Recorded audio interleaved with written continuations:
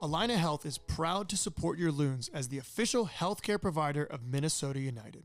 Every day, we provide expert care to keep the team in top form on match day. All across Minnesota and western Wisconsin, you can find the same dedicated providers just a short drive away. It's expert care when and how you need it. Schedule your visit at allinahealth.org today. Allina Health, all together better.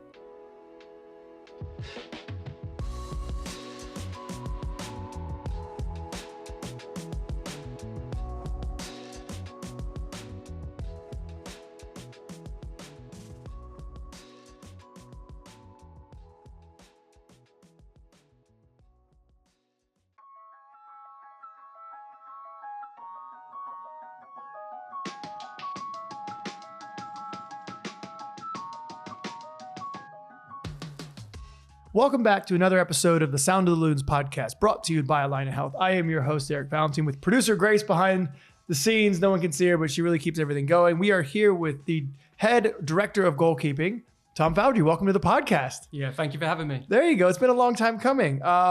First and foremost, we have a lot of topics to touch upon. Goalies in the academy, and obviously MLS Goalkeeper of the Year, Dane into the national team. But first and foremost, we need you to introduce yourself.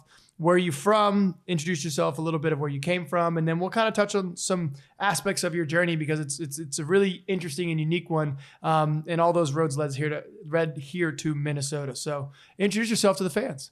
Yeah, so Tom Fawdry, head of goalkeeping. I think I've been in the role now for about a year and a half. Originate from the south of England. My kind of journey in my career has taken me all over the world, really, and kind of ended up here. Not really kind of a conventional journey, but just something that's a little bit different, but managed to get to the MLS and work at this level and really enjoying it so far. So then how do you, I always find it interesting, how do you end up playing goalie? Is it just, did you take a liking to it? My son loves Dane. So, and it's his favorite player, even when I was playing, which is a long conversation. But my son just loves it and wants to kind of scrap it up a little bit. Did you fall in love with the position? Was it something where they needed someone to fill in, or how did you end up in the goal when you first started? Yeah, I just honestly just fell into it. Like from the age that I started playing football, I was a goalkeeper from like day one. And it wasn't a case of just going in goal. It was like I started in goal and I stayed in goal. Yeah. And played there my entire like youth career and started my senior career. So yeah, it was just something that I fell into. I loved it. I stayed there, and it essentially became my life. There you go. And you talked about your youth career into some of your senior career. Take us through your journey, your footballing journey, the academy system. It's very different from America. But yeah, just take us through some of the steps you got, at least leading into your professional career. Yeah, so essentially just playing local football, playing for my local team, playing throughout my entire youth career, playing a lot of games, playing for my school, playing for my district, all those types of things in England that we do. A little bit of background in the academy system in England, but not until like later. Mm-hmm. It wasn't until I was like kind of 15, 16 where I started to probably develop as a goalkeeper and started to show some potential and show some good signs as a footballer. But essentially didn't make it, and then got into coaching at a really young age. So I was coaching, I think, from the age of 20. Oh. So really young. So, and then essentially when I started coaching, started to go to university to study football. And then I was coaching from the age of 20 and prioritizing that. But then I had retired, and then I actually went back into playing a little bit kind of later down the line at the age of around 27. Ended up playing the National League in New Zealand and a little bit in Australia as well. But that was always alongside coaching, and coaching was my priority from a very young age. So did you do you're doing education in England? Yes. So then how in the world did you end up in Australia and New Zealand? Because shout out to Boxy and Cam. We have some, and Nectar, I guess. We have some, guys from Oceania. How did you end up there from England? Yeah, it was a strange journey. So I went to university around the age of kind of 21, 22, so a little bit later, studied football. And then throughout that entire time, I was just kind of coaching like nonstop, full time, as much as I could. A lot of goalkeeper coaching, but a lot of different things, coaching at all levels of the game. And then essentially when I finished university, I think by the age of 23 or 24, I was working full time in academy football in England. Originally at Portsmouth and then at Charlton Athletic. Nice. So 2 years at Charlton. And then an opportunity come up in New Zealand where there was somebody that I knew in the federation and then got speaking to a few people, and an opportunity materialized, and it was like a really like vast kind of experience. I ended up playing there. I was coaching there. I was coaching with the federation. I was coaching in club football, academy football. Ended up doing little bits with like the national team age groups there. So I was really like all over the place. But it was a phenomenal experience. So 2 years in New Zealand, a little bit of time in between, and straight back out to Australia, and then experiencing the A-League. So how do you take us through the thought process of moving from England to New Zealand? Because that's across the pond, but that's like multiple ponds. So was it just, you were excited about the opportunity? Was it, you'd done your education, you wanted something new? Because to go from Charlton and Portsmouth to the New Zealand national team is a completely different transition. But obviously it seems as if you were involved in a lot of different things, which allowed you to grow. Was that part of the decision-making process that you had? Yeah, it was an interesting process. So I got to the age of about 27, and I was obviously working full-time at a good level. Charlton is a really good academy in the context of England and some of the players that they've developed. So I was in a really good space. I was really enjoying coaching. I was giving everything to it. I was working with some really good goalkeepers, and then it was just more an opportunity came, and I just wanted to take the experience and the life experience. And I felt that at that age, if I hadn't have done that at that point, then maybe I'd have missed out on the opportunity. Mm-hmm. So I love to travel. I love to experience new countries, new cultures, and to combine that with football was like an amazing opportunity for me. Oh, that's awesome. Yeah, I think to go abroad for anyone, and I tell Americans this, I tell everyone, to get out of your comfort zone, I think really allows you to grow, to kind of experience different cultures, different norms. And is it an easy visa process to get in there, or is that something that took a little bit of time? Because I know that it's not always the easiest to move countries, or I think, aren't they under the realm of the crown or whatever that is? So, okay, so it's not too bad. No. So it's not too bad. It's pretty straightforward for like somebody from the UK to go to New Zealand or Australia. Like the visa process is relatively straightforward. The only thing is that it doesn't give you like security to stay in countries for a long time. So normally when you're moving overseas, it's like 2-year visa, 2-year contract, and you have to kind of renew from that point. So that was why I left New Zealand after 2 years, because I was coming towards the end of my visa. I like experienced a lot of different things in terms of playing, coaching, even working with the Cook Islands national team for a brief period. What was that like? Yeah, so that was pretty crazy. So a friend of mine was the technical director of the Cook Islands and the head coach, and basically we took them through the World Cup qualification process for Russia 2018. And that was like started at the smallest scale in like preliminary tournament and stuff.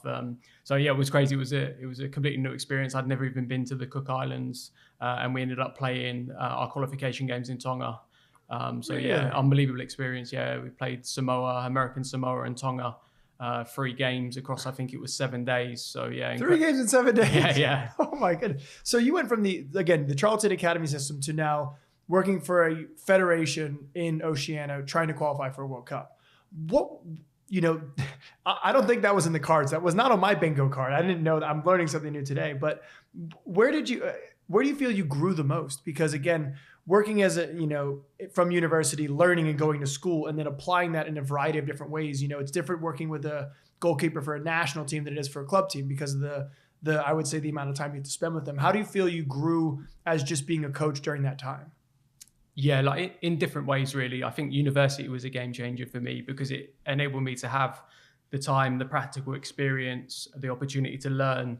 And I'm not an academic person, but going back into education at a kind of a later age with something that I was like dialed into and really wanted to make a career of. So that was a game changer for me. So, and it gave me time to apply everything I learned to goalkeeping. So I was really specific. So everything we did in terms of like psychology, tactics, analysis, individual development, like a lot of that for me was geared around goalkeeping, and I shaped that as part of my learning and education. And then taking it into academy football in England for the first time, working with some really like good young goalkeepers that have had good careers in the game. So it was really good for me to see, like looking back at some of those guys who were like 9, 10, 11 years old now playing in a professional game. Like it was an incredible experience. And then to actually look back at that and to see where they were at that point and what they've done to develop into their careers, I think is amazing. And I think to have that learning over a number of years, and for me to see that, I think a big thing is that you should never rule anybody out a career in football, and everybody progresses and develops in all different stages and ages. So I think it's really good for me to see some of the goalkeepers that might have been struggling at a young age have then gone on to still have good careers, and some that were thriving and excelling at a young age and maybe have faded out of the game at some point.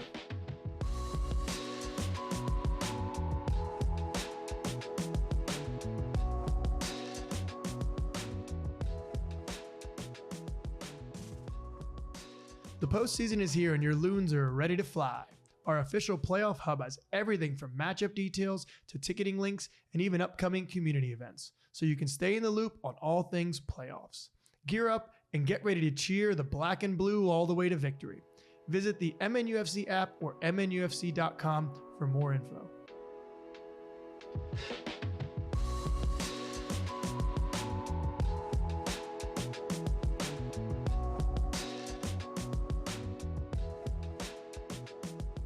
That's a really interesting comment, especially because the goalkeeping position is so different in terms of just I would say the length of career. So people can, and you think that's a big, driver for not ruling people out, because goalies can play till they're 40. We look at Guzan in MLS, who played till, late ages, and a lot of other goalkeepers. Do you think the age range of goalies allows that, or how does that work out? Because again, I find the position is very unique. It's not like other ones. So is that something where it's just, you got to kind of ride the waves, or you can see the intangibles in players, and maybe it's just a change of system because you're an extremely detail-oriented person that I've started to recognize over time. Is that just a product of your university, or is it just all of this kind of like this perfect melting pot of experience and schooling at the same time? Yeah, I guess it's a combination of different experiences and like a balance between maybe like practical hours of coaching and experiencing like an academic from a football perspective. So yeah, I think it's a lot of different things from me personally.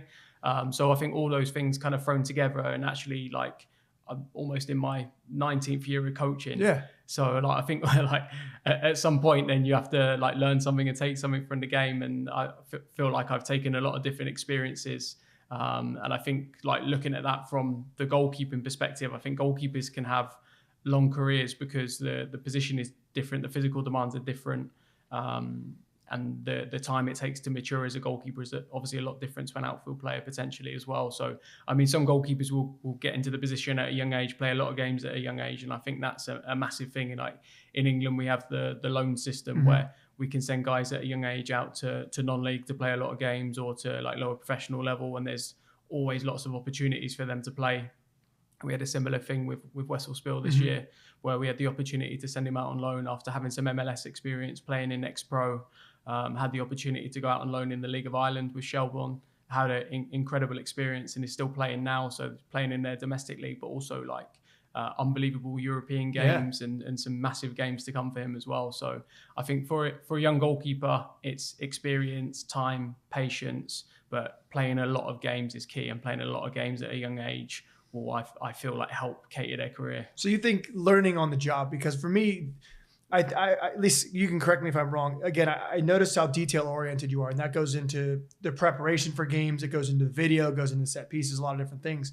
Is that just a function of the position, or is that just kind of an approach that you take because you can analyze things from a lot of different ways? And as a player, sometimes you almost feel like you can overanalyze it. But for a goalie, is that different, or is that just, this is the Tom Fawdry approach, and obviously with Wes and with Dane and Al and Clint, it's gone a certain way, or is that just maybe a product of your experiences?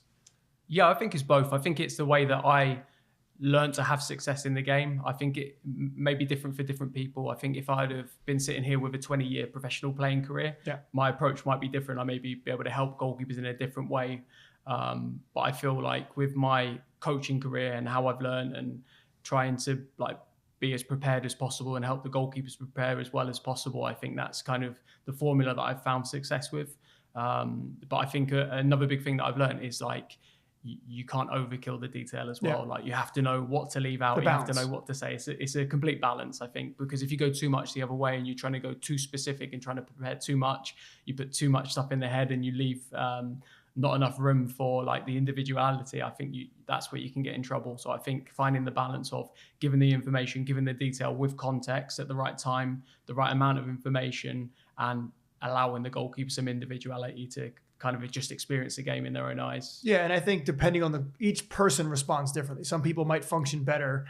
Clint's a numbers guy, right? I know that for a long time. So, getting into the nitty gritty might really work with Clint, may not have the same effect with Dane. So I think knowing the goalkeepers, especially your little goalkeeper union, you get your little group where if you know the players in and out, clearly we're having a lot of success. So you spent time in Oceania and now went back to England.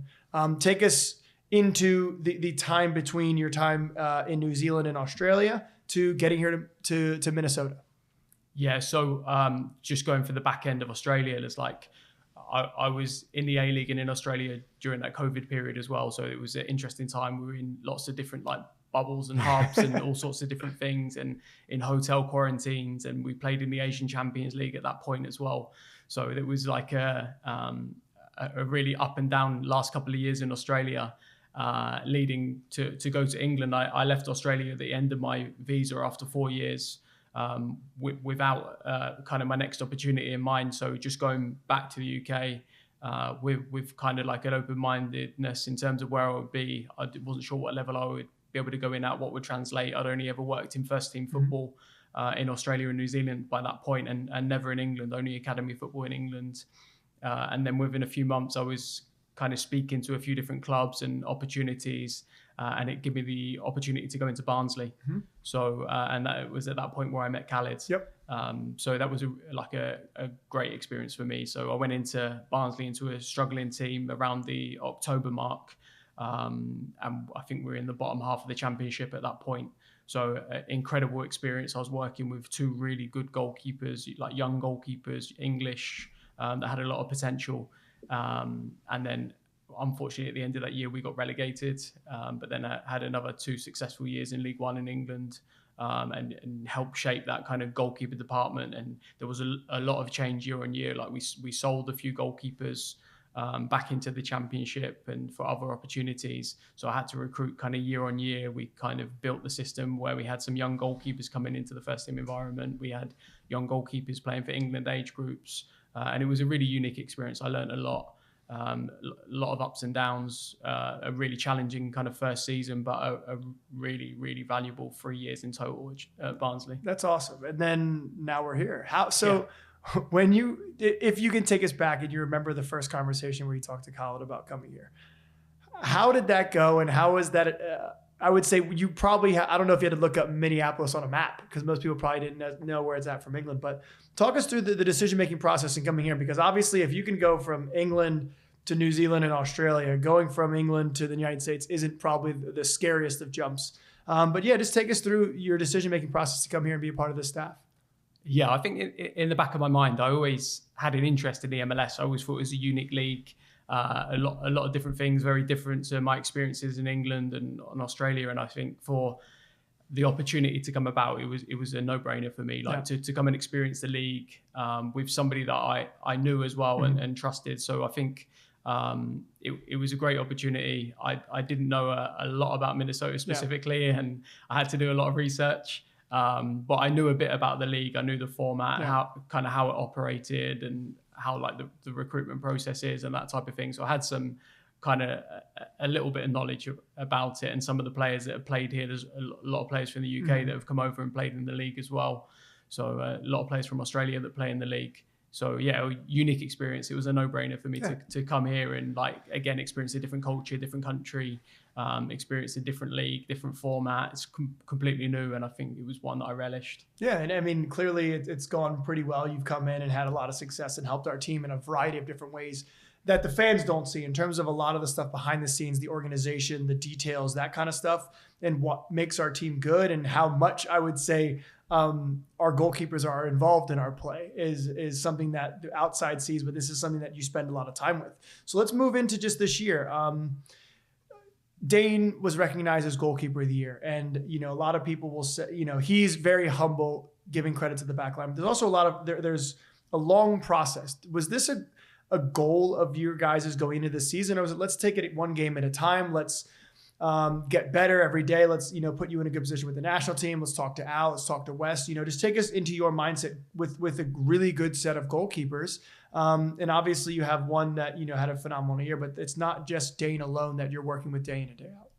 Yeah, I think initially to look at it, the way that I look at the goalkeeper department is like a collective. Yeah. So it's not just, essentially there is one person in the goal in the game. However, it's the collective and the department and the union that kind of builds everything and makes everything together. Yeah. So the one thing that I wanted to achieve is that every goalkeeper at the club needed a purpose, needed to contribute, needed to be ready to play, or needed to be ready to play in the second team or go out on loan. So I think it's important that they're just not here just to make up the numbers. Yeah. So I think everybody contributes in different ways. And obviously when I got here last year, it was about building the relationship with Dane, making sure that he was performing consistently, making sure that we were working on the things that he wanted to work on and improve on, but also all the things that we do as a team as well. And I think Eric should take a lot of credit in terms of how he incorporates Dane in training, in the way that we play in our organisation, the things that you speak about, because I think Dane is essential in terms of what we do and how we play. So then we're looking at Alec, making sure that he's game ready all the time, making sure he's challenging Dane, making sure that he's competitive. And Alec does a phenomenal job of that. He's the best balance of a competitor, but a supporter as well. Yeah. So I think he's a phenomenal guy and gives Dane the best platform to perform and keeps him on his toes all the time. I think Dane is a guy that's driven by competition and loves the nature of the game, and he wants to win all the time. So that's kind of what we tap into. Yeah. And then seeing how Dane come back after the off-season into pre-season, I knew straight away he was going to have a good year. Yeah. Like, as much as you can know, looking at him in those first few weeks of pre-season training, and look how he come back with the hunger, the desire, clear things that he wanted to work on. We was having clear and open conversations about how we wanted to develop, how we wanted to approach the season, what we wanted to incorporate in training. And I think for me to have that relationship in terms of, it has to work both ways. It can't be me dictating all the time or Dane dictating all the time. And everything we do has to be about him getting better every week. Yeah. And he was massively dialed into that and had a number of ways that he wanted to do that. And then for me, it was so important that we had some good young goalkeepers that had potential to go and challenge like in later years and to really improve kind of the floor as well as the ceiling. So we want everybody with a purpose, like I mentioned. But we want everybody really competitive and challenging. So it's like Kane Rizvanovic is going through his own journey in his career path at the moment. And it's great to see how he engages with the first team goalkeepers in training and how they welcome him in. However, there's still an element of respect, support, challenge, camaraderie, a bit of banter and all those types of things. So I think that blend is really what I wanted to achieve. Well, kudos to you. I mean, I can't really top that because you touched it on all the goalkeepers. I was going to talk about, Kane. We have a goalkeeper that is playing youth national team football for the United States. And then you have someone, Wes, who's on loan getting European football. Then you have the starting goalie who was goalkeeper of the year and Al, fulfilling a variety of different roles. Even we talked about the New York game, right? Having to come in, step in and make a bunch of key saves. And it's one of these things where we talk about the goalkeeper union from inside and outside. And for the fans who may not be understanding, it's, a lot of times the goalkeepers will go out early, they'll stay late, they kind of operate, they might do video individually because that's just probably the easiest way to kind of dive a little bit deeper. But it really is this union. And I think for me, it all culminated, of recent, we had a few PK shootouts, we've had some success, but to see the group, to see Al and Dane to have that moment, to see yourself and even, in training to have the goalkeepers really unite and then see the players kind of unite behind the goalie. For me, that's what it's all about. And that's like that union, that's that togetherness that is clearly not happening by mistake. Because again, kudos to you for putting that all together and all the details, because I think you're doing something right, my friend. So again, thank you so much for coming on to this week's episode of the Sound of Limbs podcast. I learned a lot about you. I hope the fans did as well. But again, thank you so much for your insights, and thank you so much for just helping put the team in a really good place going forward. And we're going to have a fun game here against San Diego. Yeah, my pleasure. Thanks for having me. Thank you.